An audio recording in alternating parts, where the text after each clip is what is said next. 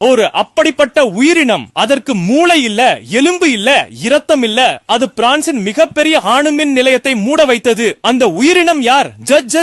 ஜெல்லிபிஷ். ஜெல்லிபிஷின் உடல் 95% தண்ணீர் ஆகும். அதில் இரத்தம் இல்லை, எதுவும் இல்லை. மேலும் பல ஜெல்லிபிஷ்கள் இறப்பற்றவை, அமரவை, ஒருபோதும் இறக்காது. ஆனால் இவை தங்கள் அமர சக்தியை தவறாக பயன்படுத்துகின்றன என்று தோன்றுகிறது. பிரான்சின் அந்த அணுமின் நிலையத்தின் குளிரூட்டும் முறைமை, குளிர்விக்கும் முறைமை, அதன் அமைப்பு கடலில் இருந்து பிரான்சின் மிகப்பெரிய அணுமின் நிலையத்தை குளிர்விக்க வேண்டும் என்றால் அந்த நகரிலிருந்து தண்ணீர் எடுக்க முடியாது.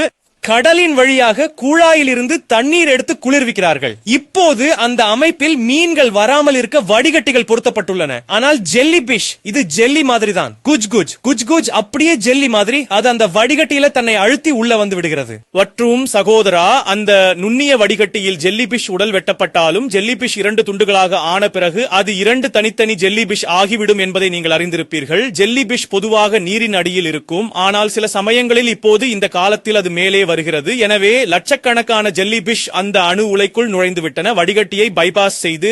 இப்போது இப்படிப்பட்ட ஒரு நிலைமையில நியூக்ளியர் பவர் பிளான்ட் வெடிக்கவும் கூடும், ஓவர் ஹீட் ஆகும் போது. ஆனால் நீங்கள் ஊகிக்க முடியும் என நினைக்கிறேன், இன்ஜினியர்கள் முட்டாள்கள் இல்லை. அவர்கள் இதையெல்லாம் யோசித்தே உருவாக்குகிறார்கள். அதனாலதான் ஒரு ஆட்டோ ஷட் டவுன் சிஸ்டம் உள்ளது. அதனால லட்சக்கணக்கான ஜெல்லிபிஷ் உள்ள வந்தவுடன் ஆட்டோ ஷட் டவுன் செயல்படுத்தப்பட்டது மற்றும் முழு பிளான்ட் மூடப்பட்டது. மேலும் இது ஒரே ஒரு சம்பவம் அல்ல.